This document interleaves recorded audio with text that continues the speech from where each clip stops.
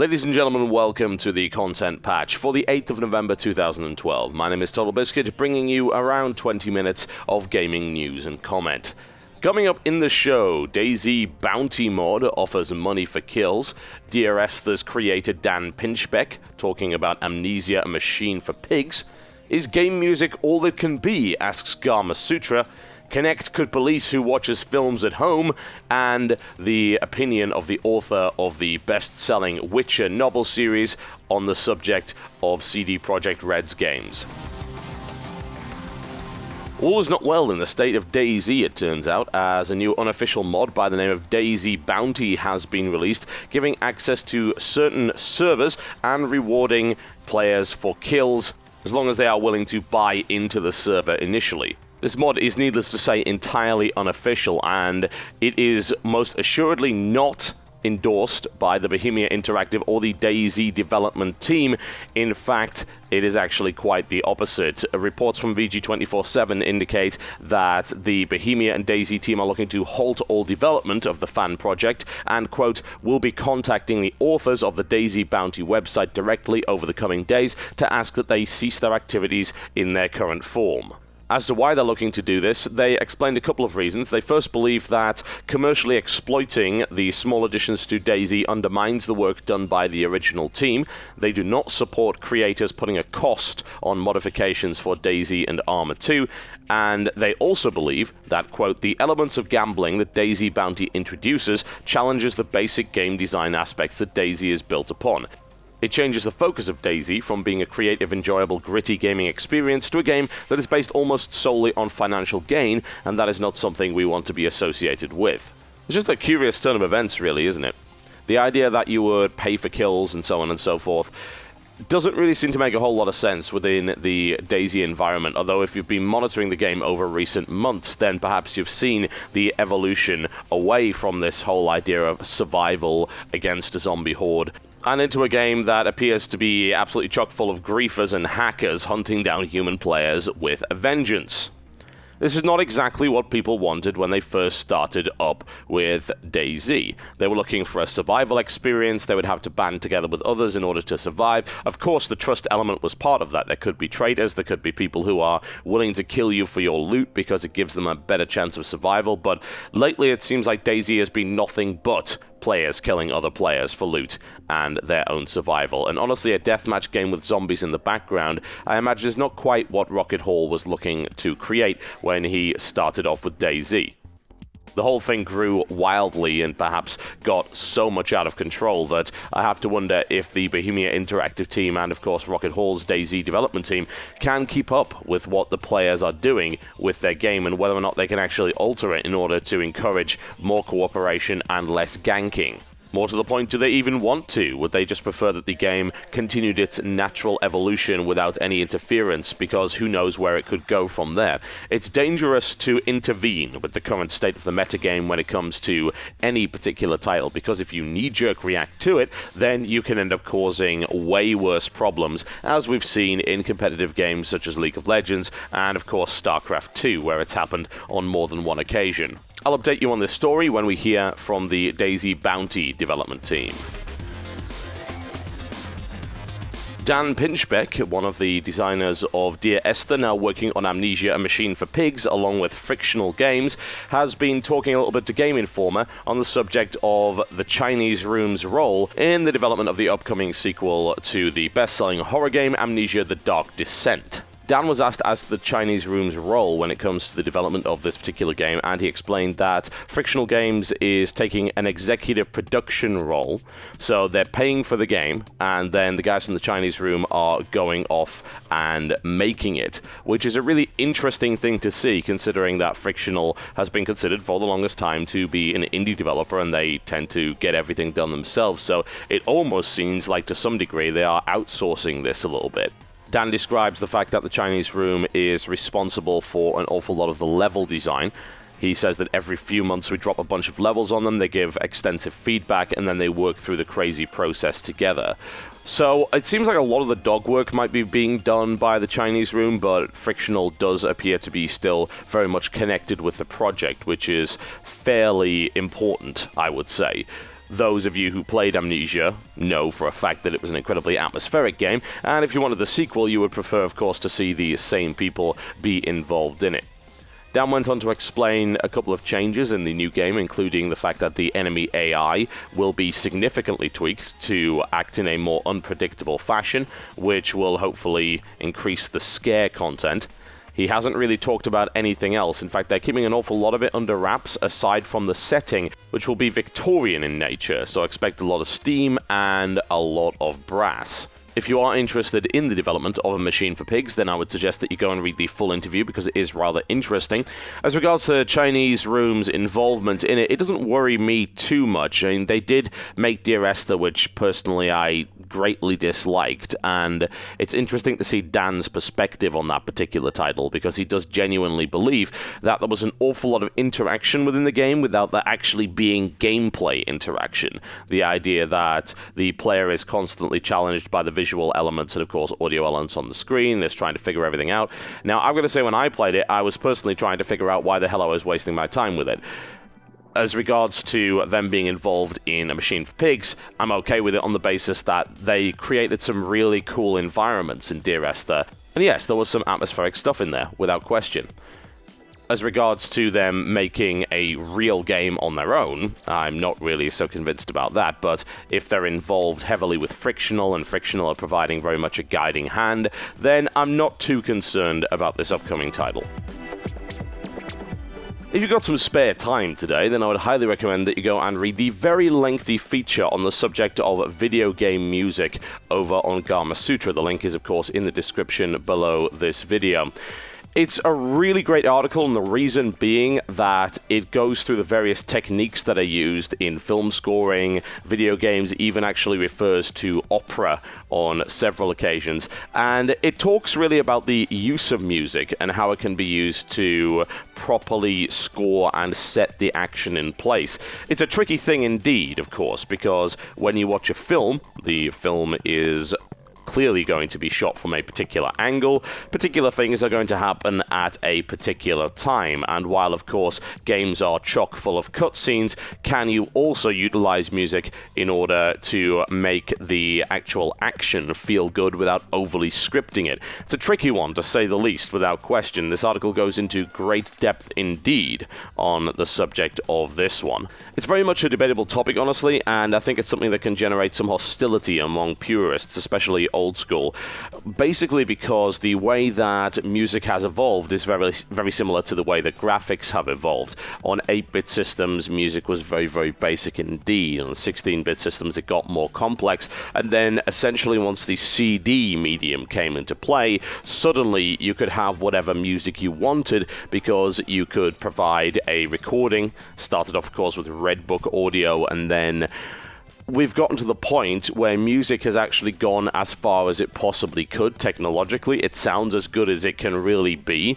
You can't push it much further than what we've already got. Dolby 5.1, 7.1 surround. We can almost perfectly recreate any sound that we want, any music that we want, whereas graphics, of course, still have a long way to go indeed. So we're now in this situation where we can do everything films can do, but we're not necessarily sure how to do it because we haven't really had the time to properly develop a method in which it can satisfactorily encompass the entire game. Not to mention the fact, of course, that video games are often much, much longer than films. You can't necessarily keep reusing the same theme over and over again. And of course, you have to struggle with the fact that if you wish to set a video game to music, and even a specific part of a video game to music, then the player can screw it up for you.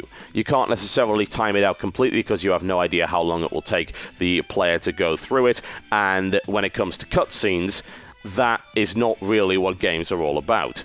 Even after all that, you've got to ask, well, do purists really want fully orchestral scores that sound like movies? VGM is essentially its own genre now, and there are many people that appreciate that particular genre.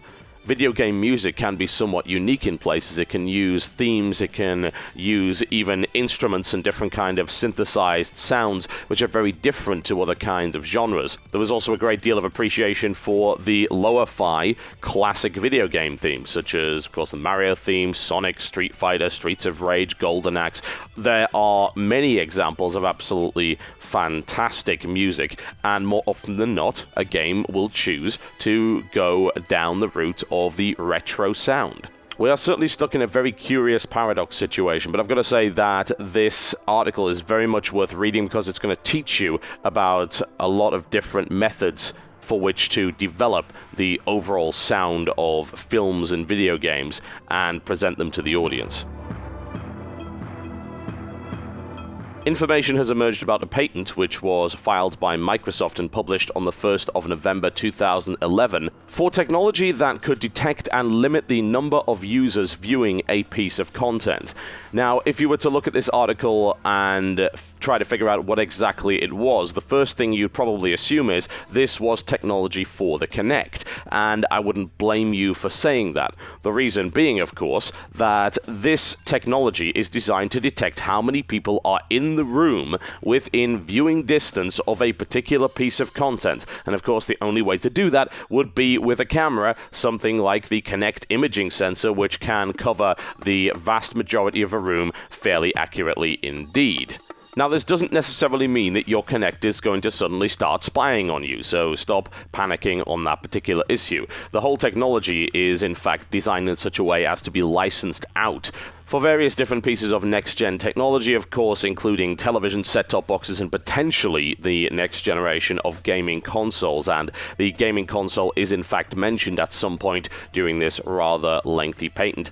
You can have a look at the article in the description below this video, but it does seem to me to be a glorified form of DRM designed to restrict the number of people that can watch a particular piece of content, and for the first time being able to enforce that ridiculous little thing that pops up at the start of every movie that says, you are not authorized to show this in public to more than X number of people on oil rigs, in prisons, and so on and so forth.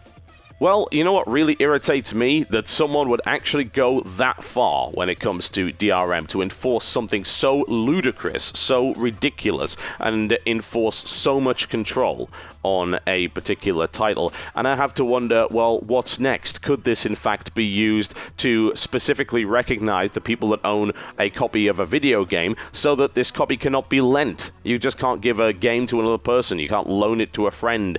There's already restrictions, of course, on PC, which stop you from doing that. We don't necessarily need some space-age Orwellian nonsense in order to make this work. I know personally I would not be comfortable with that at all. Lord knows the potential for abuse when it comes to stuff like this, and quite frankly, it doesn't seem like it's really needed at all. There are many other less invasive ways to restrict stuff like rental video content, and that works just fine on iOS devices as well as the current version of Xbox. The fact that this technology is even patented is somewhat concerning to me, to say the least. We don't know if it will be used with video games at all, but I can tell you this for a fact, it certainly makes me far less willing to even consider picking up the next generation of Kinect whenever that happens to turn up. And finally, it's Interview City today, I've got to say, and this is a very interesting interview indeed with Andrzej Sapkowski, who is responsible, of course, for writing the rather famous novels by the name of the Witcher series. He is, of course, one of the most successful authors in Poland and inspired the series of equally successful video games by CD Projekt Red. Now, this article could upset quite a few people, honestly, but I very much appreciate his candor and his perspective on this particular issue. And since the idea of games becoming literary art forms has popped up a great deal over the last couple of years, the perspective of a successful author is a very important one indeed. He first points out that he's never played any computer games at all, and that of course includes the Witcher series. He goes on to say that The Witcher should not be considered an alternative version or a sequel to any of the Witcher books. It is more of a free adaptation containing elements of his work adapted by different authors. He also seems to be unwilling to have any kind of cross-collaboration between the two series at all, doesn't want to get involved with the games. There are many, many quotes in this interview that are certainly worth putting out there, but I think one of the most interesting perspectives that he provides is the idea that only a book can tell a story, and a video game is in fact not capable of doing so in the same way. He goes on to say, but it is the book that's the original. This book is the result of the author's unique, inimitable talent. Transferring a book into a virtual world? Funny, it's impossible. It's a very interesting remark to make, and it makes sense, I suppose, from the subject of an author who is certainly getting on in years and, of course, has no connection whatsoever to video games at all, other than the fact that his series was licensed out in order to create some RPGs. He also made a rather curious point on the subject of the popularity of the books and as to whether or not the book's popularity and profile has raised as a result of the Witcher games. He says, I believe it is the success of my books that significantly affects the popularity of the games, that in reality the games used this fact as my success beat the games to the punch. That is a really odd remark, because I can tell you for a fact that I would not have heard of The Witcher had it not been for the video games. There's no real question about that, although he does at least acknowledge that there is the possibility that some success when dealing with the series and its foreign translations can be attributed to the books. Even then, and maybe it's a translation issue, it does seem to me that a case of sour grapes is in effect. He even claims it's important to note that there is a negative aspect, damages if you like, that I bear because of the game. He very quickly distances himself from the idea that it's the creator's fault in any way, shape, or form, but he says some foreign publishers are doing me a disservice by painting my books with artwork borrowed from the games and including game advertisements and game-related blurbs inside. I think this interview is going to be disappointing to a great many people because they do consider The Witcher to be one of the better written games of recent years, and the series to be, of course, highly successful and somewhat grown up, which I think is maybe the most important thing. People are seeing a grown-up, mature series based on a grown-up, mature series of books, and there are many grown-up, mature books, and yet we don't have all that many games, because games do seem to be in this nasty puberty stage where they're still trying to find their identity. So it's a bit disheartening, honestly, as someone that really loves video games, to hear a well-respected author turn around and say, well, these will never be as important as books in any way, and you can't tell a story in the same way in a video game.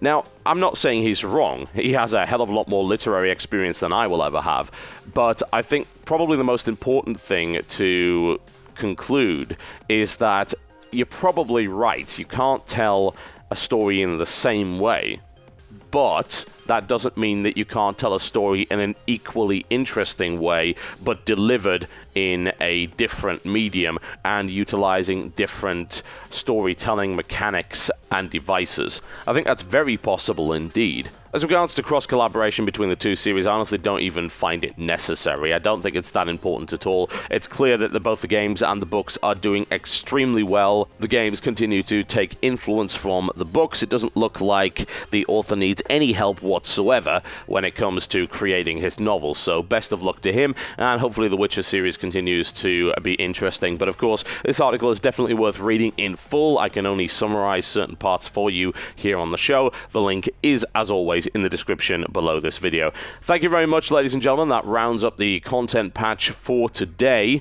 I would like to point out that people are saying, well, why is it just content patch this week? We've just had some problems that we've had to deal with. We've got a lot of business-related stuff going on at the moment, which is getting in the way of creating a large amount of content. However, I am about to pack up and head on over to Angry Joe's house, where hopefully we'll be making some very interesting stuff indeed. So thanks for your patience, and I will see you next time.